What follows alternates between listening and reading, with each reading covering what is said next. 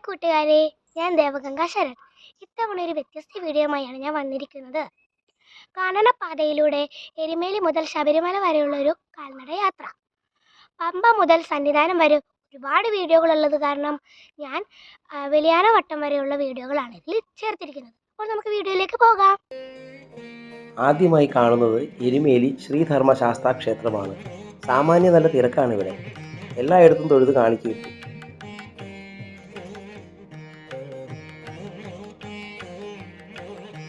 അടുത്തതായിട്ട് ഉടൻ തന്നെ കാനനപാതയിലേക്ക് ഞങ്ങൾ തിരിച്ചു.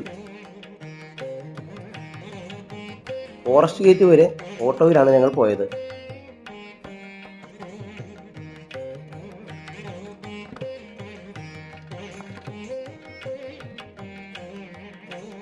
ഇതാ ഞങ്ങൾ കാനനപാതയിൽ പ്രവേശിച്ചിരിക്കുകയാണ്. ഫോറസ്റ്റ് ഗേറ്റിൻ്റെ അടുത്ത് തന്നെ കണ്ട ഒരു നീർച്ചോലയാണിത്. അവിടെ ഇരുന്ന് ഞങ്ങൾ പ്രഭാത ഭക്ഷണം കഴിച്ചു. കാളകെട്ടിയിലേക്കാണ് അടുത്ത യാത്ര. ഏകദേശം 5 കിലോമീറ്റർ ഉണ്ടാകും. ശിവഭഗവാൻ തൻ്റെ കാളയെ കെട്ടിയിട്ട സ്ഥലം എന്നാണ് ഇത് വിശ്വസിക്കുന്നത്. ഇതൊരു നാടൻ പ്രദേശം തന്നെയാണ്.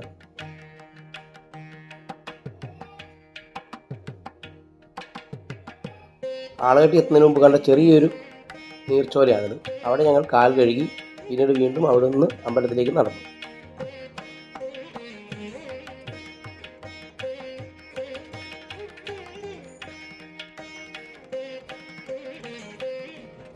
ഇവിടെയൊക്കെ വാഹന സൗകര്യമുണ്ട്. ഞങ്ങൾ നടന്നു പോണ വഴിക്ക് ഒരു ഓട്ടോറിക്ഷ വരുന്നത് നിങ്ങൾക്ക് ഇപ്പോൾ കാണാം.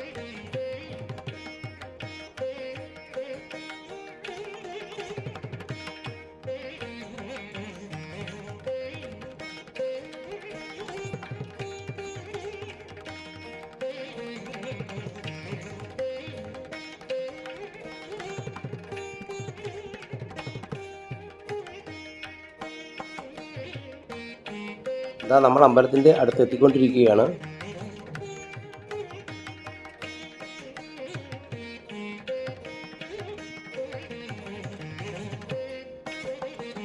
ഞങ്ങൾ 5 പേരാണ് ഈ തീർത്ഥാടനത്തിലുള്ളത്. ആ ദൂരെ കാണുന്നതാണ് അമ്പലം.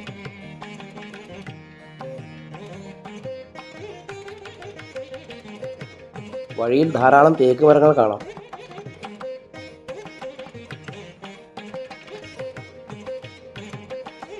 നമ്മൾ കാളകെട്ടി എത്തിയിരിക്കുകയാണ്.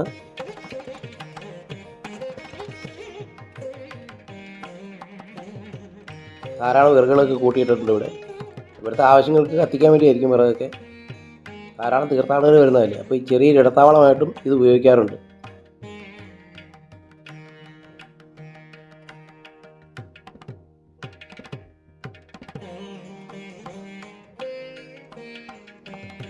കണ്ടോ, ഇവിടെ ധാരാളം കടകളുമുണ്ട്.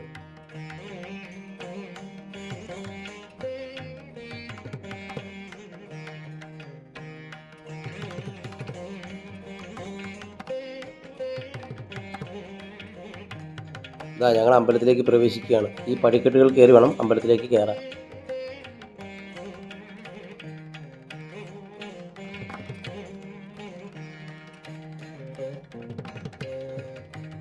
ക്ഷേത്രത്തിൽ കയറി അവിടെ എല്ലാ പ്രതിഷ്ഠകളിലും പ്രാർത്ഥിച്ചു. അവിടെയെല്ലാം കാണിക്കയിട്ടു. അതിനുശേഷം ശ്രീകോവിലിന് വലം വെച്ചു.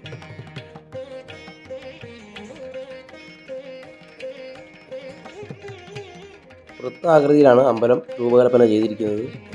നല്ല ഭംഗിയുള്ളൊരു നന്ദികേശനെ നമുക്കിവിടെ കാണാം. ശിവപാർവതി ക്ഷേത്രമാണിത്.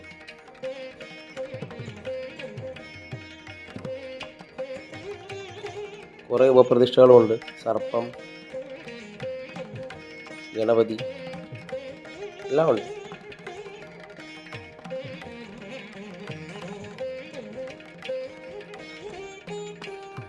എല്ലായിടത്തും നന്നായി തൊഴുതു പ്രാർത്ഥിച്ചു, കാണിക്കയിട്ടു.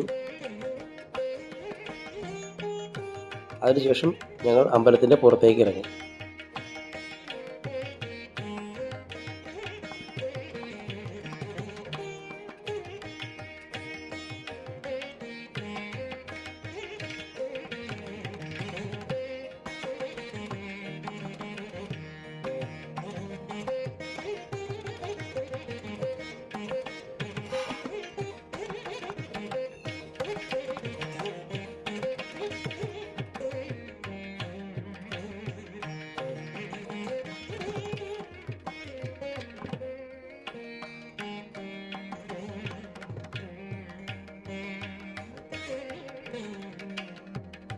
ഇത് അമ്പലത്തിന് പുറത്തുള്ള പ്രതിഷ്ഠയാണിത്.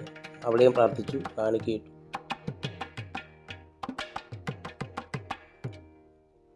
ഞാൻ നേരത്തെ പറഞ്ഞ പോലെ നോക്കൂ, ഇവിടെ വാഹന സൗകര്യമുണ്ട്. ആംബുലൻസ്, പോലീസ്, മെഡിക്കൽ ഷോപ്പ്, എല്ലാ സൗകര്യങ്ങളും ഉണ്ട്. ഇവിടെ നിന്ന് ഏകദേശം 500 മീറ്റർ നടന്നാൽ മെയിൻ റോഡെത്തും. മെയിൻ റോഡിൽ നിന്നും 1.5 കിലോമീറ്റർ ടാറിട്ട റോഡിലൂടെ നടന്നു കഴിഞ്ഞാൽ നമുക്ക് അഴുതയെത്താം. ഞങ്ങൾ യാത്ര തുടർന്നു.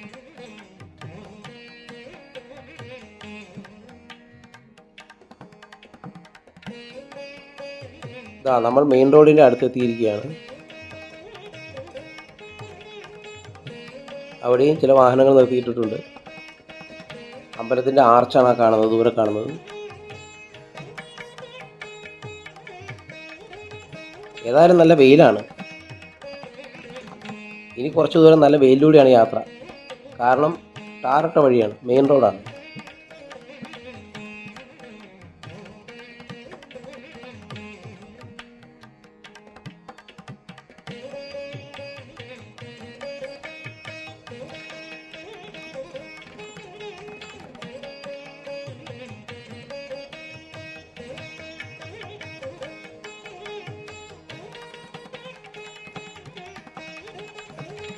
ടാറിട്ട റോട്ടിൽ കാലെടുത്ത് വെച്ചോടെ ചുട്ടുപൊള്ളുന്ന ചൂട് അനുഭവപ്പെട്ടു. ചെരുപ്പിടാതെ നടന്നവർക്കെല്ലാം ഭയങ്കര ബുദ്ധിമുട്ടായിരുന്നു.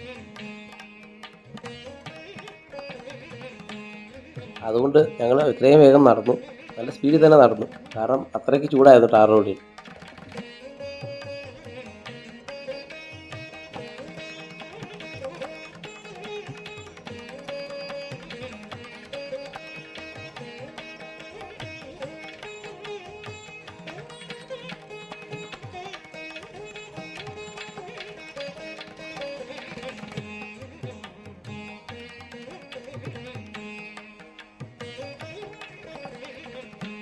നമ്മൾ അഴുതെത്തിയിരിക്കുകയാണ്. ഇനി ഇവിടെ ഇറങ്ങി കുളിച്ച് ഒരു കല്ലെടുക്കണം. ആ കല്ലും കൊണ്ട് നമുക്ക് കല്ലിടാങ്കുന്നിലേക്കാണ് ഈ അടുത്ത യാത്ര. റോഡിന് പുറകെ ഒരു പാലമൊക്കെ പണിതെടുത്ത് വെച്ചിട്ടുണ്ട്. വെള്ളം വളരെ കുറവാണ് നദിയിൽ. ഞങ്ങളെല്ലാവരും ഇറങ്ങി കുളിച്ചു. അത്യാവശ്യം നല്ല തണുപ്പുള്ള വെള്ളമാണ്. ആ കാണുന്നതാണ് പാലം. ആ പാലത്തിലൂടെ നടന്ന് പുഴ ക്രോസ് ചെയ്തിട്ട് വേണം നമുക്ക് അഴുത കയറ്റത്തിലേക്ക് കയറാൻ.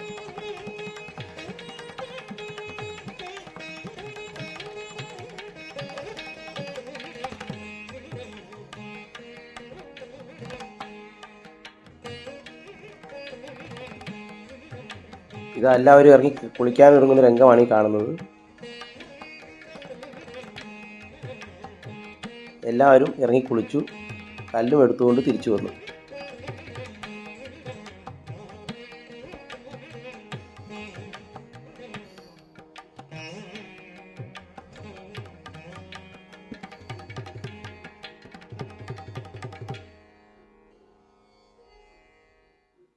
ഇതാ കല്ല്. ഞങ്ങൾ രണ്ടുപേരും 2 കല്ലാണിത്. ഇനി ഈ കല്ല് നമ്മൾ സൂക്ഷിച്ച് കൈ വെച്ച് ഇതും കൊണ്ട് അഴുത കയറ്റം കയറും. നമുക്ക് നടക്കുമ്പോൾ കാണാം എല്ലാ ക്യാമ്പുകളും വൈദ്യുതി പോസ്റ്റ്, അതായത് വൈദ്യുതി ലൈൻ വെച്ച് ബാരിക്കേഡ് ചെയ്ത് കവർ ചെയ്തിട്ടുണ്ട്. രാത്രിയിൽ ആനയുടെ ആക്രമണം നേരിടുന്നതുകൊണ്ടാണ് അങ്ങനെ ചെയ്യുന്നത്. സോളാർ എനർജിയാണ് അവർ ഉപയോഗിക്കുന്നത്.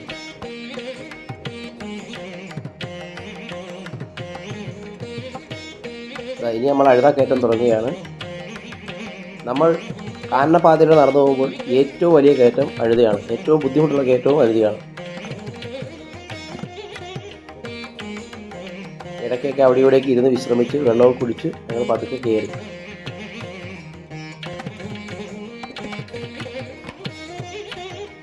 കയറ്റത്തിൻ്റെ മൊത്തത്തിലുള്ള വീഡിയോ ഒന്നും കാണിക്കുന്നില്ല. കാരണം അതൊക്കെ ഉൾപ്പെടുത്തി കഴിഞ്ഞാൽ പിന്നെ വീഡിയോ ഒരുപാട് നീണ്ടുപോകും. അതുകൊണ്ട് പ്രധാനപ്പെട്ട സ്ഥലങ്ങൾ മാത്രമേ കാണിക്കുന്നുള്ളൂ.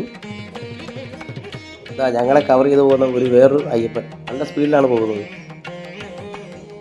ഇടയ്ക്കൊന്ന് ഇരുന്നു, റെസ്റ്റ് എടുത്തു, വീണ്ടും കല്ലിടാങ്കുന്നിലേക്കുള്ള യാത്ര തുടർന്നു. എത്ര വലിയ മരങ്ങളാണെന്ന് നോക്കൂ. ഇങ്ങനത്തെ ഒരുപാട് മരങ്ങൾ നമുക്ക് വഴിയിൽ കാണാം. നമ്മൾ കല്ലിടാങ്കുന്നിലെത്തിയിരിക്കുകയാണ്. അയ്യപ്പൻ മഹിഷിയെ കൊന്ന് സംസ്കരിച്ച ഇടമാണെന്നാണ് വിശ്വസിക്കുന്നത്. ആ മഹിഷിയുടെ അടക്കം ചെയ്ത സ്ഥലത്താണ് നമ്മൾ കല്ല് കൊണ്ടിടുന്നതാണ് വിശ്വാസം. അവിടെ കല്ലിട്ടു, വലം തിരിഞ്ഞു, കാണിക്കയിട്ടു, തൊഴുതു. ഇതും ഒരു ചെറിയ ഇടത്താവളമാണ്. ഇവിടെയും ധാരാളം കടകളും എല്ലാം ഉണ്ട്. നോക്കൂ, കല്ലിട്ട് ഇതൊരു വലിയ മലയായി മാറിയിരിക്കുകയാണ്. അതാണ് കല്ലിളാം കുന്നെന്ന് പറയുന്നത്.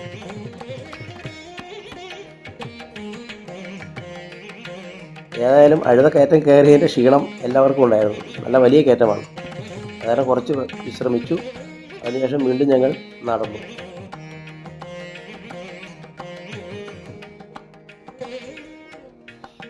കണ്ടോ, ഇടത്താവളങ്ങളുടെ വീഡിയോ ആണ്. ഇനി അടുത്ത ലക്ഷ്യം ഇഞ്ചിപ്പാറക്കോട്ടയാണ്. അഴുതയുടെ ഏറ്റവും മുകളിലത്തെ ഭാഗം, അതാണ് ഇഞ്ചിപ്പാറക്കോട്ട. അവിടെ ഒരു അമ്പലമുണ്ട്.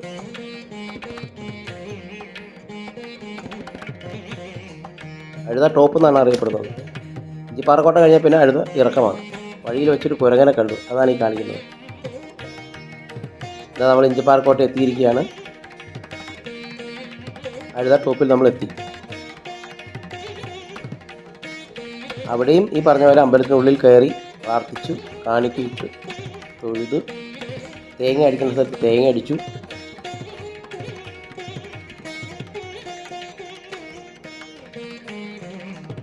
ഏതായാലും അഴുത കയറ്റം സമ്പൂർണ്ണമായി കയറി തീർന്നതിൻ്റെ ആശ്വാസത്തിലായിരുന്നു ഞങ്ങൾ.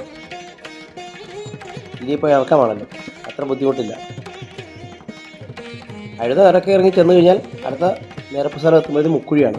മുക്കുഴിയിലാണ് ഞങ്ങൾ ഇന്ന് രാത്രി താങ്ങാൻ പോകുന്നത്. മുക്കുഴിയുടെ വീഡിയോ ഞാനിതിൽ ഉൾപ്പെടുത്തിയിട്ടില്ല. കാരണം അതെല്ലാം വീഡിയോയുടെ ലെങ്ത്ത് ഒരുപാട് കൂട്ടും. അതുകൊണ്ട് ഞാൻ ഉൾപ്പെടുത്തിയിട്ടില്ല. മുക്കുഴിയും ഒരു നാട് തന്നെയാണ്, നാടൻ പ്രദേശമാണ്. അവിടെ എല്ലാ സൗകര്യമുണ്ട്. വാഹന സൗകര്യമുണ്ട്. മാസത്തിൽ ഒരു പ്രാവശ്യം പൂജിക്കുന്ന അമ്പലമുണ്ട്. പിന്നെ മെഡിക്കൽ ഫെസിലിറ്റീസ് എല്ലാം ഉണ്ട്.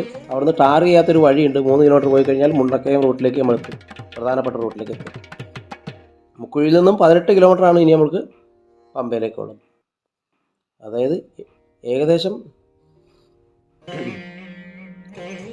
10 കിലോമീറ്റർ കരിമല ടോപ്പിലേക്ക് എത്തും. അവിടുന്ന് 8 കിലോമീറ്റർ പിന്നെ പമ്പയ്ക്ക്. അങ്ങനെയാണ് ഇവിടെ എഴുതി വെച്ചിരിക്കുന്നത്. ഞങ്ങൾ ഏതായാലും രാത്രി മുക്കുഴിയിൽ തങ്ങി. അതിനുശേഷം രാവിലെ 7 മണിക്ക് അവിടുന്ന് യാത്ര തുടങ്ങി. അടുത്ത ഇടത്താവളമായ പുതുശ്ശേരിയിലേക്കാണ് ഞങ്ങൾ പോയത്. അതായത് 3 കിലോമീറ്റർ ദൂരം. 3 കിലോമീറ്റർ നടന്നാൽ മുക്കുഴിയിൽ നിന്ന് നമുക്ക് പുതുശ്ശേരി എത്താം.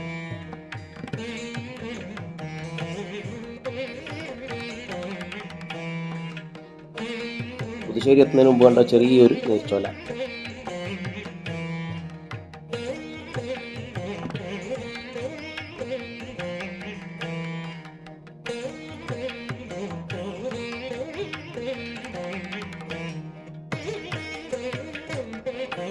ഇത് നമ്മൾ പുതുശ്ശേരി ഇടത്താവളത്തിൽ എത്തിയിരിക്കുകയാണ്. അത് വലിയൊരു ഇടത്താവളമാണ്. ധാരാളം ആളുകൾ ഇവിടെയുണ്ട്. അതായത് ഇവിടെ ഒരു ഫോറസ്റ്റുകാരുടെ ഒരു ഔട്ട് പോസ്റ്റ് ഉണ്ട്. അവിടെ കിടങ്ങ് കുഴിച്ചിരിക്കുന്നതാണ് നമ്മളിപ്പോൾ കണ്ടത്. പുതുശ്ശേരി ഇടത്താവളത്തിൽ തന്നെയാണ് നമ്മൾ കരിയിലാന്തോടും കാണുന്നത്. കരിയിലാന്തോട് ക്രോസ് ചെയ്ത് വേണം നമുക്ക് വീണ്ടും കരിമലയിലേക്ക് പോകാൻ.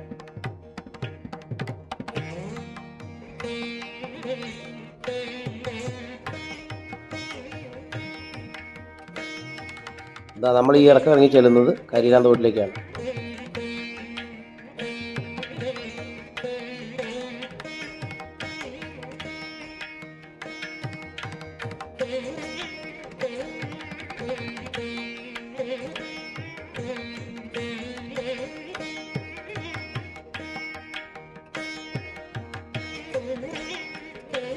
നമ്മൾ കരിയിലാന്തോട്ടിൽ എത്തിയിരിക്കുകയാണ്.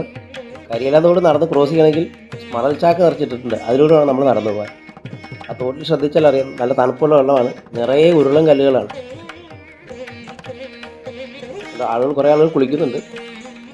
ഇടത്താവളങ്ങളുമുണ്ട്. ഒരുമാതിരിപ്പെട്ട എല്ലാ സൗകര്യങ്ങളും എല്ലാ ഇടത്താവളങ്ങളിലും ഉണ്ട്. ഈ ഇടത്താവളം നോക്കൂ, വൈദ്യുത ഫെൻസിങ് വെച്ച് കവർ ചെയ്തൊക്കെ നമുക്ക് കാണാം. ഏതായാലും ഞങ്ങൾ മുക്കുഴിയിൽ നിന്ന് കുളിച്ചിട്ട് വന്നതുകൊണ്ട് പിന്നെ ഞങ്ങൾ കരിയിലാന്തോട്ടിൽ കുളിക്കാൻ നിന്നില്ല. ജസ്റ്റ് ആ വെള്ളത്തിലൊക്കെ തൊട്ട് നോക്കിയിട്ട് ഞങ്ങളങ്ങ് നടന്നു. ഇനി അടുത്ത് കരിമല കയറ്റമാണ്.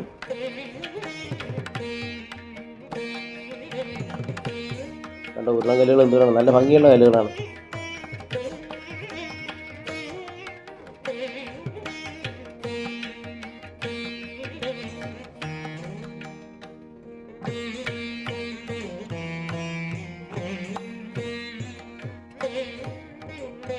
വൈദ്യുതി ലൈൻ കാണാം ഉണ്ടോ. തോടിന് കുറുകെയാണ് പോയിരിക്കുന്നത്. കാരണം തോടിന് അപ്പുറ സൈഡിലും ഒരു ചെറിയ ഇടത്താവളമുണ്ട്. അതുകൊണ്ടാണ് അങ്ങനെ ചെയ്തിരിക്കുന്നത്. വെള്ളം തീരെ കുറവാണ്, ഒഴുക്കുണ്ടെന്ന് മാത്രമേ ഉള്ളൂ. ചെറിയ അണക്കെട്ട് പോലെ കെട്ടി നിർത്തിയിട്ടാണ് ആളുകൾ അപ്പുറ സൈഡിൽ ഇറങ്ങി കുളിക്കുന്നത്. നമ്മൾ കരിയിലാന്തോട് കഴിച്ച് ഇനി അടുത്തത് കഠിനമായ കരിമല കയറ്റം ആരംഭിക്കുകയായി. കരിമല കയറ്റം ഇവിടുന്ന് തന്നെ ആരംഭിച്ചു. കരിമല ഞങ്ങൾ ഒരു കണക്കിന് നടന്നു കയറി കരിമലയുടെ മുകളിലെത്തിയിരിക്കുകയാണ്. ഇതാണ് കരിമല ഇടത്താവളം. ഇവിടെ ഞങ്ങൾക്ക് നല്ല ചൂടും കഞ്ഞിയൊക്കെ സൗജന്യമായിട്ട് കൊടുക്കുന്നുണ്ടായിരുന്നു. അതെല്ലാം കിട്ടി. അതിനുശേഷം ഞങ്ങൾ കുറച്ച് വിശ്രമിച്ചു. തുടർന്ന് അവിടുത്തെ പ്രതിഷ്ഠയെല്ലാം ഞങ്ങൾ പ്രാർത്ഥിച്ചു, കാണിക്കയിട്ട് വഴിപാടൊക്കെ കഴിച്ചു. ഇനി കരിമല ഇറക്കമാണ്. കരിമല ഇറക്കം എന്ന് പറഞ്ഞാൽ ഏറ്റവും ബുദ്ധിമുട്ടുള്ള ഇറക്കമാണ്. കയറ്റത്തേക്കാൾ ബുദ്ധിമുട്ടാണ് ഇറക്കം. നല്ല ബുദ്ധിമുട്ട് ഇറക്കാൻ, കാരണം നമ്മൾ ശ്രദ്ധിച്ചില്ലെങ്കിൽ വഴുതി താഴെ വീഴും. അതുപോലത്തെ ഇറക്കമാണ് കരിമല ഇറക്കം. ഇതാ സഞ്ചി കാണിക്കിടുന്നു. സാമാന്യം നല്ല വലിയൊരു ഇടത്താളമാണ് കരിമല ടോപ്പ്.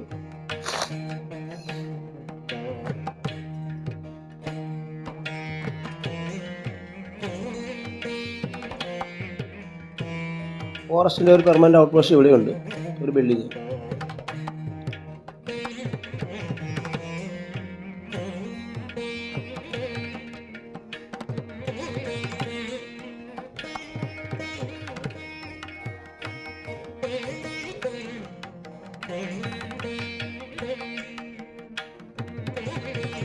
ഇതാണ് ഫോറസ്റ്റിൻ്റെ ബിൽഡിങ്.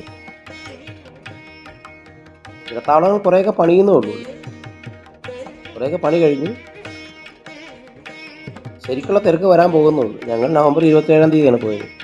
അതുകൊണ്ട് അത്ര വലിയ തിരക്കൊന്നും ഉണ്ടായില്ല. കരിമല ഇറക്കത്തിലൂടെ ഞങ്ങൾ പോയിക്കൊണ്ടിരിക്കുകയാണ്.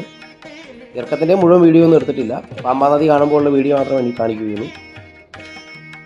കരിമല ഇറങ്ങി കയറി ചെല്ലുമ്പോൾ നമ്മൾ കുറേ ദൂരം നടന്നു കഴിയുമ്പോഴത്തേക്കും കുറേ നിരപ്പ് സ്ഥലമെത്തും. നിരപ്പ് സ്ഥലം എത്തുമ്പോഴത്തേക്കും നമ്മൾ പാമ്പാ നദിയെ കാണാൻ സാധിക്കും. ഇടത്താവളങ്ങളിലേക്ക് സാധനം കൊണ്ടുപോകുന്ന ആൾക്കാരാണ് ഞങ്ങളെ പുറകെ നടന്നു പോകുന്നത്. നല്ല സ്പീഡിൽ നടന്നു പോകണം. കണ്ടോ എന്തൊക്കെ സാധനങ്ങളാണ് ഇവർ ചുവന്ന് കയറ്റുന്നതെന്ന് നമുക്ക് കണ്ടാൽ നമ്മൾ ഞെട്ടിപ്പോകും. വലിയ വലിയ മുളക്കഷ്ണങ്ങൾ, പാത്രങ്ങൾ, പിന്നെ അരിച്ചാക്ക്, ഇങ്ങനെ സാധനങ്ങളെല്ലാം യാത്രയിൽ ഉടനീളം ആളുകൾ ചുവന്ന് ഓരോ ഇടത്താവളങ്ങളിലേക്ക് കൊണ്ടുപോകും നമുക്ക് കാണാം.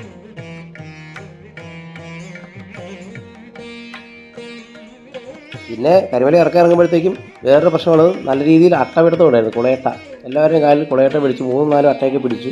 അത് ഞാൻ വീഡിയോ കാണിക്കുന്നില്ല, ചോര വരുന്നുണ്ട്. അതുകൊണ്ട് ഞാനത് വീഡിയോ കാണിക്കുന്നില്ല. ഇതാ നമ്മൾ കരിമല ഇറങ്ങിയത് പമ്പയെ കണ്ടു. പമ്പയെ കണ്ടപ്പോൾ എല്ലാവർക്കും ആശ്വാസമായി. ഇനി ഏതായാലും കുറച്ച് ദൂരം ഉണ്ടാവുള്ളൂ പമ്പയെത്താൻ. അതുപോലെ ഒരു കയറ്റങ്ങളുമില്ല. ഇനി അടുത്തത് നമ്മൾ വലിയാനവട്ടത്തേക്കാണ് പോകുന്നത്. വലിയാനവട്ടത്തിൽ വെച്ച് നമ്മൾ വീഡിയോ അവസാനിപ്പിക്കുകയാണ്. കാരണം അത് കഴിഞ്ഞ് ചെറിയാനവട്ടവും കുറച്ച് ദൂരമുള്ളൂ, നിരപ്പ് സ്ഥലം മാത്രമാണ്. ചെറിയാനവട്ടവും കൊച്ചുപമ്പ, പമ്പ എല്ലാം അടുത്ത് തന്നെയാണ്.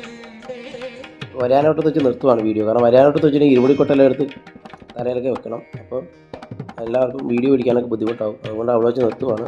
പിന്നെ തിരക്കും കൂടുമല്ലോ, പമ്പയത്തേക്കാണ് തിരക്കും കൂടും, വീഡിയോ എടുത്തൊന്നും നടക്കില്ല. അതുകൊണ്ട് വലിയാനവട്ടം വരെയാണ് ഞാൻ വീഡിയോ കാണിക്കുന്നത്.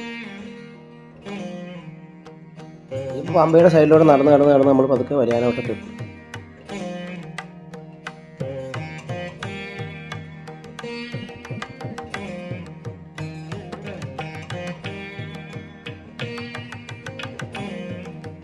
നമ്മൾ വലിയാനവട്ടത്ത് എത്തിയിരിക്കുകയാണ്. ഇവിടെ ഇടത്താവളങ്ങളെല്ലാം പണിതുകൊണ്ടിരിക്കുകയാണ് ധാരാളമായിട്ട്. വലിയ ഇടത്താവളമാണ്. 41 അതുപോലെ മകരവിളക്ക് സമയമൊക്കെ നല്ല ഇഷ്ടംപോലെ ആളുകൾ താമസിക്കുന്ന സ്ഥലമാണ്. അപ്പോൾ നമ്മൾ വീഡിയോ ഇവിടെ വെച്ച് അവസാനിപ്പിക്കുകയാണ്. വലിയാനവട്ടം എത്തിയിരിക്കുന്നു. പമ്പയിലേക്കുള്ള ഒരു കൈവഴിയാണത്. അതിന് കുറേ ചെറിയൊരു പാലം പണിതു. അപ്പോൾ എല്ലാവർക്കും നന്ദി. വീഡിയോ അവസാനിക്കും. നമ്മുടെ വീഡിയോ ഇവിടെ അവസാനിക്കുകയാണ്. വലിയാനവട്ടവും ചെറിയാനവട്ടവും കഴിഞ്ഞ് 2:30 ഞങ്ങൾ പമ്പയിലെത്തി. കുളിച്ച് മല കയറി 18-ാം പടി കയറി ഭഗവാനെ തൊഴുതു. ആ ദിവസം അവിടെ തങ്ങി. രാവിലെ അഭിഷേകവും കഴിച്ച് ഞങ്ങൾ മലയിറങ്ങി. എൻ്റെ ഈ വീഡിയോ ഇഷ്ടപ്പെട്ടെങ്കിൽ ലൈക്ക് ചെയ്യുക, ഷെയർ ചെയ്യുക, സബ്സ്ക്രൈബ് ചെയ്യുക. പിന്നെ നിങ്ങളുടെ അഭിപ്രായം കമൻറ്റ് ബോക്സിൽ രേഖപ്പെടുത്തുക. Bye bye.